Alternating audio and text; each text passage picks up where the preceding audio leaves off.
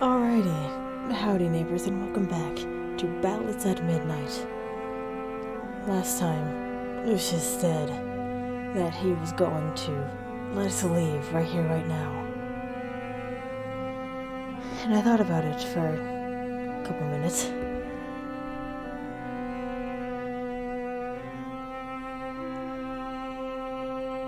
And I'm gonna say no. 'Cause fuck that. I won't leave. You can't make me go, Lucius. I refuse to abandon you. Abigail, please, you must see reason. I've explained why I cannot go with you. Then I'm staying here. I don't intend to leave your side, Lucius. Not now, not ever. Lucius recoils from me, as though he'd suffer a physical blow. How could you say such a thing? I have no future here. Yes, I do have a future. It's not as if I'm going to drop dead on the spot after deciding to stay. See? I still draw breath. That's what I meant, and you know it. You know as well as I do, there's little to do for food. Oh, and the food is lacking. Not with that, every 2 years. I risk dying at the hands of the hypothetical brigand. Lucius is so different from the world outside. Those are dangerous, even when I traveled with an entire caravan. I've also been forced to take lives in order to defend myself, by the way. So don't even try to bellyache about being too monstrous to associate with me. I wasn't going to. Let me finish. I hold up my chin and meet his gaze dead on. Much like when I performed in front of the Queen's court. I told you before that you would respect my right to choose. I dearly hope that has not changed. I know that our arrangement began from a place of punishment and debt. But as I spend time here and got to know you, I've begun to feel differently about my situation. You're right that my time is precious. I intend to spend it in a place that has brought me the most joy I've ever felt. I don't care about food or amenities, Lucius. Now you're disgusting fish every single day. That's what it takes to be with you. To be with me? That's my hand over my mouth. My own words sink further as Lucius echoes them, and I realize with mild frustration that they were very true to the core. And nothing is more important than being here with him. Somewhere beneath the surface, I always known that my budding feelings for Lucius amounted to more than mere loneliness. I convinced myself that I was fine with being a companionless traveling bard.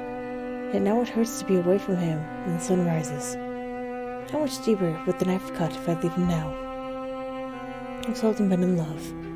I'm not confident I'd recognize it even if it slapped me across the face, but the feeling I have when I look at him now. Gods, I hate how honest I had to be now that I'm in close, frequent proximity with someone I actually like. My voice shakes, I try my best to stay on my bearings. I've come to care about you a great deal, Lucius, can't you tell?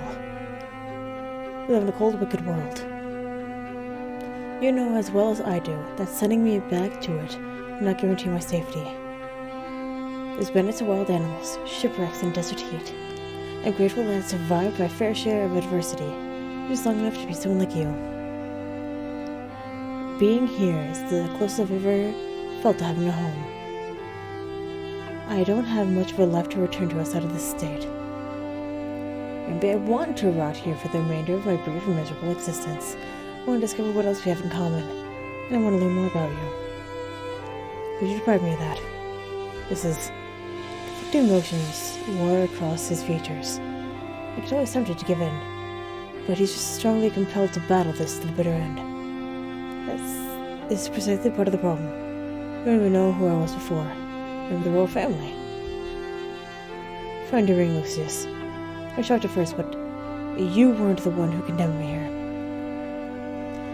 I won't hold you accountable for the cruelty of your successors.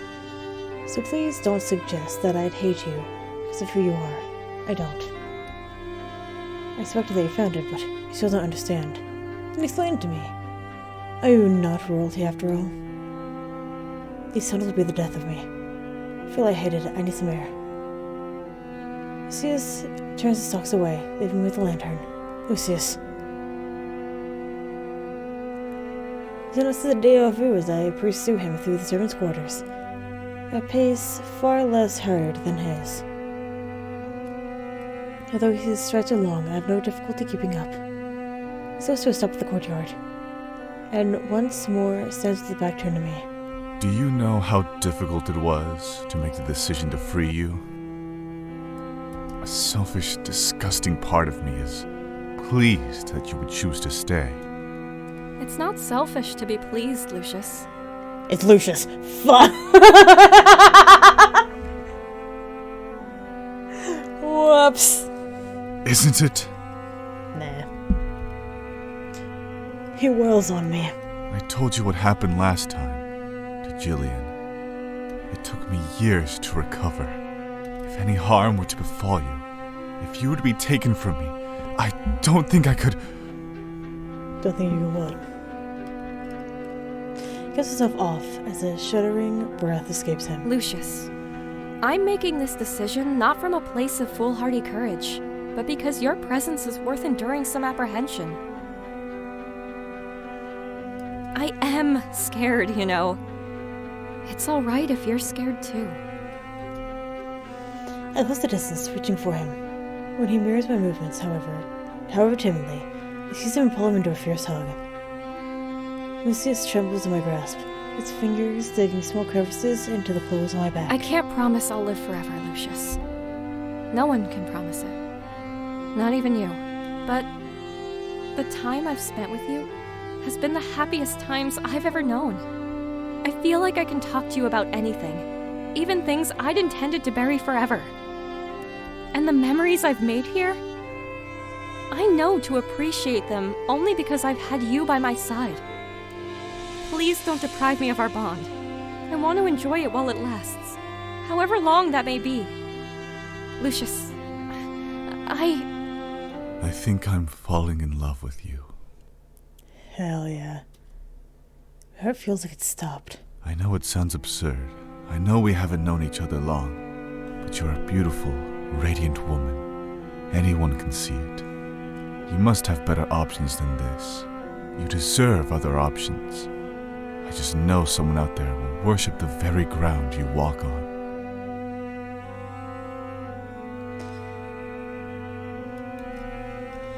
His confession reverberates in my mind like a tuning fork.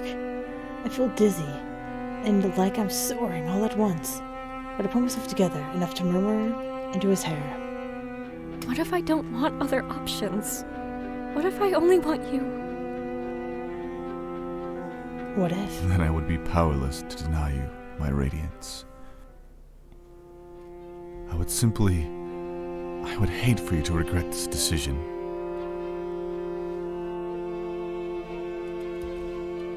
I pull away, not to detach from him, but to get a good look at his face.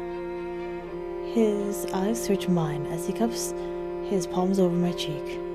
I propose a new barter, vampire. Oh? I would have your heart in exchange for mine. Consume. Despite himself, Lucius scoffs out a small laugh. If you have thought this through, if you are truly, wholeheartedly certain... I just said I wasn't. Then, to rot we shall go, together. He tucks flyaway strands of hair over my ear, such a tender gesture, for someone I once feared so deeply. Can I kiss you?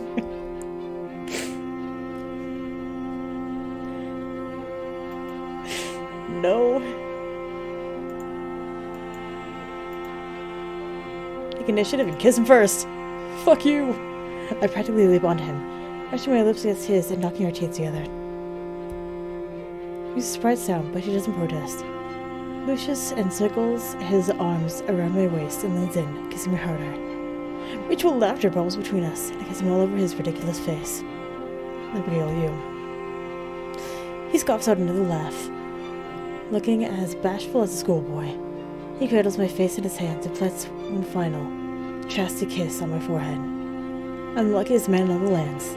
I love you, Abigail. All along, I've loved you. And then kissing me again, pulling me close under the midnight sky. The world feels so suddenly weightless. I proceed to come up for air, but Lucius pulls me back in, hitting me with more force than a crushing wave. So I breathe them in, along with the crisp, earthy scent of the moist soil. The night air normally has a cold bite that stings to my skin like molasses. Sticks to the skin like molasses. When he holds me in his arms, I feel like velvet. Lucius presses his forehead against mine with a breathless chuckle, smiling so hard that I could barely recognize him. In all my years, I've never met anyone like you. And in my comparatively very short years, I never imagined I'd fall for a vampiric clean freak with the dry sense of humor I've ever known. Clean freak? Oh, fine, you're not wrong. I still love you, insolent creature. Lucius catches me around the waist and lifts me, spinning us in a triumphant half-arc. Lucius. Don't hope to contain myself, Abigail. I won't do it for all the riches in the world. Bristling foxtails skim over my ankles. My feet fall uneven as he sets me down. Before I can regain my balance, Lucius clasps my hand in his own, begins stepping in time with the melody only he can hear. What are we doing? We're dancing as lovers do. And so as he guides our bodies into a revolving turn. I don't know how to dance, Lucius. I've been tapping my feet along my own melodies at most. He maneuvers me under his arms and pulls me close enough to kiss my knuckles in a fluid motion. And it's a good thing you'll have all the time in the world to learn. Cicadas buzz all around us like a steady hum of applause. Distance, the single ox frog begins its chorus of its song. Another joins in, then another, until the moat itself seems to hum with their reverie. The very stars feel like they're sweeping around us in a bejeweling dance, embracing us in the wind-blown curtains of the night. As Lucius steps me back, I realize that those aren't stars at all, as one of them lands on my nose. And these lunar flies, there's so many. Lucius, I think these are the bugs that stung me when I first crossed the moat. Recall, we need to get inside. We rush into the estate together, holding on to each other and giggling like children. Lucius slows only to pat me down to make sure none of those insects tag along. Nasty little bastards. The worst stings will itch for days. I forget how aggressively lunar flies breed during the rainy seasons. It restricts her from grinning as he tends to me, diligently checking my hair and into my arms. Lucius. Yes, my radiance. Ah!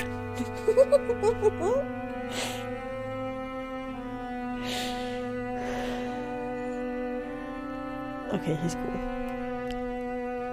I nearly burst into laughter, the pet name he has chosen, but I regained enough control to pass it off as clearing my throat.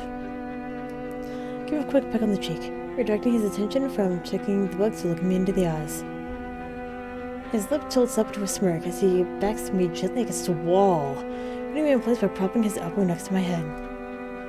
You keep me in suspense, Abigail. What is it? You make it difficult to speak my mind. I enjoy challenging you. Right, okay, look. Before we go any further, I think there are a few more things we should discuss. Lucius dips his head down and begins to kiss my neck. Lucius. Ha ha ha. No, I do actually agree with you. We need to set some expectations. He pulls away only slightly, a meager show of mercy. For example, he traces the line of my neck to my collarbone, sending a needy shiver down my spine. How do you feel about biting? Particularly the kind that would turn you into a creature of the night. Oh! Despite Lucius's easy demeanor, I know this isn't a decision I can take lightly. Turning you into a vampire would be a tremendous change. Is it worth it in exchange for the promise of forever?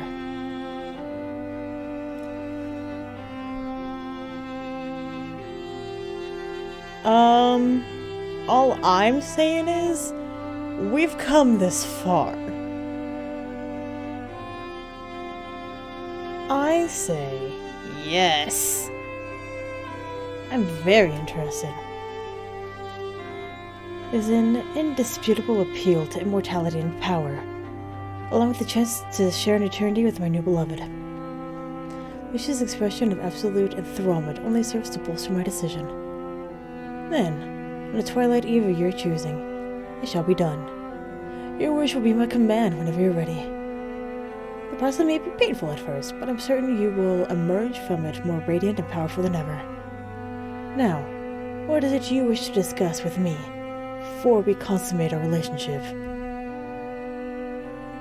No, I mean, I'm a little embarrassed. Don't laugh at me. Is laughing such a bad thing? I was wondering if you were the first Illuvian king, one who surrendered his crown to the heavens. The bellowing laughter reverberates against the very walls. I knew you'd laugh at me. Oh, you jerk. You may forgive me, it's just... Abigail, you may need to relearn your history. Illuvia's first king reigned from the dawn of civilization. If I were him, I would be very old indeed. My father's side of the family did claim to be descendants from the man, but birth certificates can be so easily forged these days. I myself am no king. I was the heir for a time, but I never ascended to the throne. Which means you were a prince. I still am, if it pleases you. Lucius tilts his head, studying me as if a thought had just occurred to him. You know, Abigail, you said once that I had no whimsical books in this estate. But I do have one on the subject of old myths around here somewhere. I should see about finding it. I'm familiar with the story of Hesiod's jar. I think so. It's a box instead of a jar, and It's a box instead of a jar, and some iterations, right? The story involves someone opening the container, despite being warned not to do so, and in doing so, they release all manner of curses upon mankind. You surely do know your stories. He rested my cheek absentmindedly. It is a tale that resonated with me for quite some time. I had a personal theory that there were two kinds of people in the world. Those who prefer to live blissfully, unobtrusive existence, who would never risk those curses, and those curious enough to open the box, even knowing the consequences that would befall them. I'm fairly certain of the answer, but Abigail, what kind of person do you think you are? I get 3 options.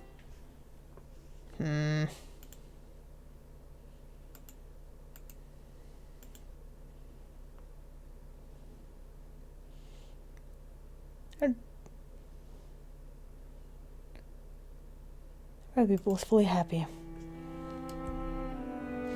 If someone would present me with a jar of curses, I think I have a strong enough will to leave it sealed and forgotten. I've reached my limit, Lucius. Tired of sticking my nose where it doesn't belong, and suffering repercussions that inevitably follow. Pursuing something to its bitter end is an idealistic dream. But a dream is all it is at the end of the day. I should stay here, see if I can tend by your side. I intend to see my decision through. Not as surprised to hear, but it's not an unwelcome one. Things have changed a little.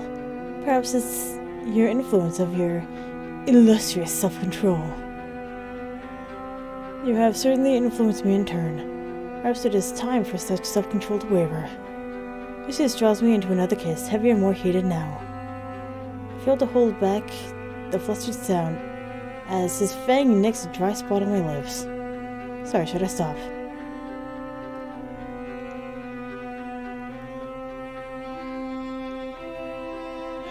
I don't like it. I don't like it.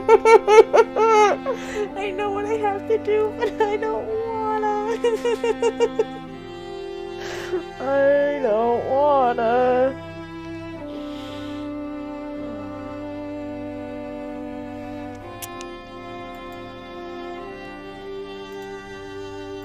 Please shoot me in the face.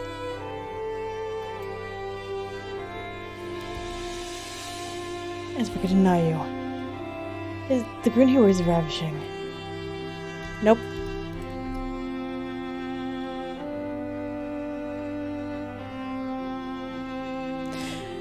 Once my choice was made, I needed to ensure I would never look back. My future deserved to be unchained to the ghost of my past. I've kept safe for long enough. I used the journal as kindling the next evening, and watched, enwrapped, as the pages blackened and curled into itself. It was like witnessing the end of a living thing, a death and cremation all at once. Lucius strode in, as its cover began to resemble charred sludge. He expressed dismayed surprise at first, but I shook my head when he asked if I would regret it. I told him I wanted to write my own songs from then onward, even if I had no one else to share them with. New songs dedicated to the new chapter in my life. In silence, we waited for the flames to crackle and dance, until all that remained was the final hiss of ash. She draped his arm across my shoulders and pulled me close, kissing the top of my head as he whispered how very beautiful I looked that evening.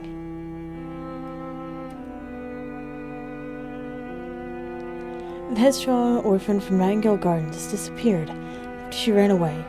Similarly, the traveling bard Abigail would cease to exist. Everyone would believe she died to the cold-blooded vampire in the abandoned estate.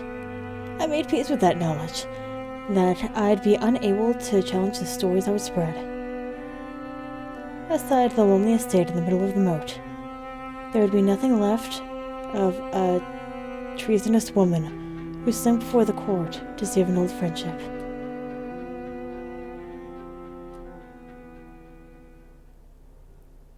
I was not afraid when Lucius punctured my flesh, drank deeply from me. I knew what I wanted, and I would not be denied. I would have my eternity by his side, even if it cost the sun itself.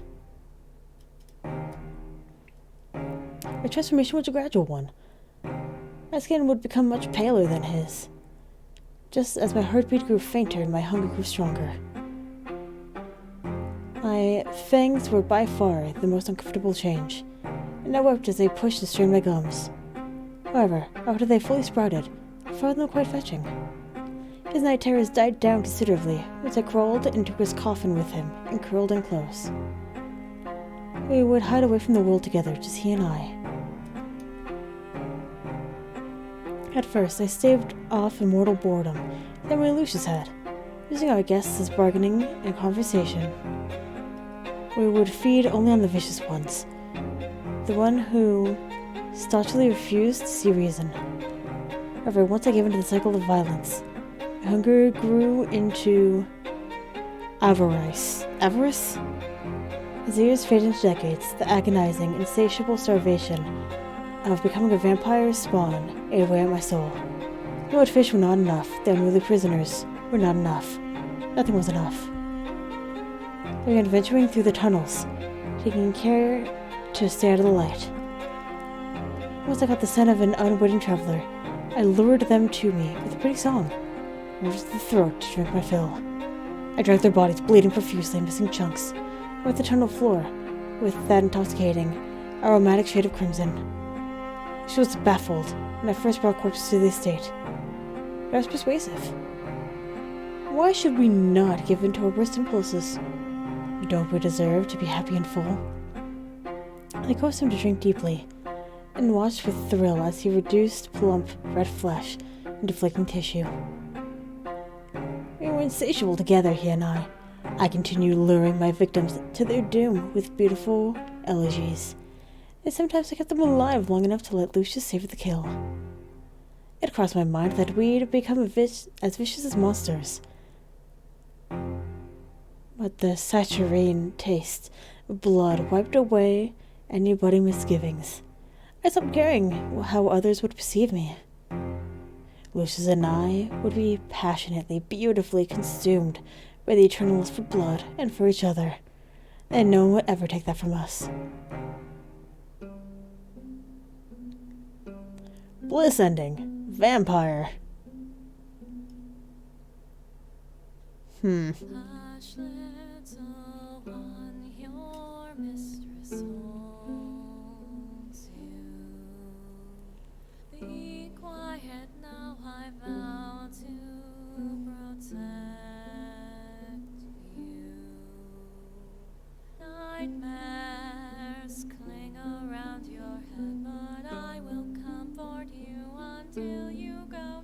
The blood moon was pretty, yeah.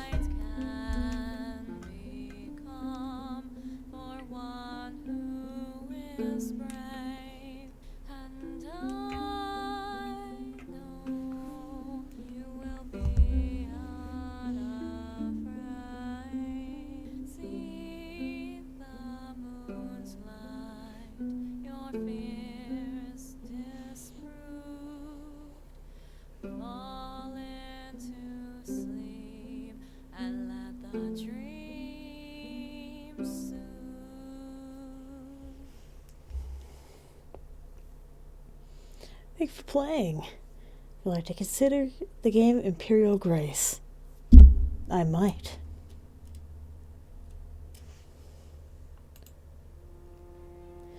So anyway, that was Ballads at Midnight. I enjoyed this game. I enjoyed the way that it went. It was a little slow at times, but I enjoyed my fill. There are obviously other endings, and it might change just based off of the choices that you make. But yeah, I enjoyed this. And I'd recommend for you guys to get it and then try out for the other endings. So thank you very much for watching, and hopefully I'll see you later.